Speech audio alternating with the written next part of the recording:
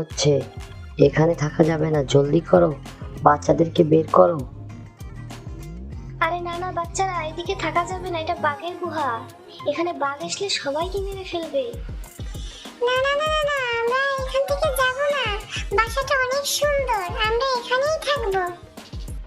আচ্ছা গিন্নি রাখো, দেখা যাক কোনো একটা বুদ্ধি বের করা যায় কিনা।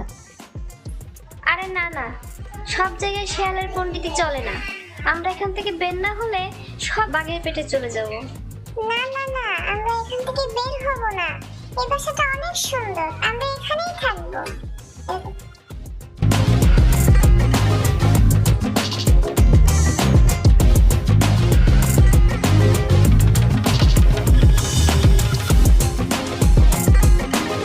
ওই দেখো, বাঘ এদিকেই আসছে।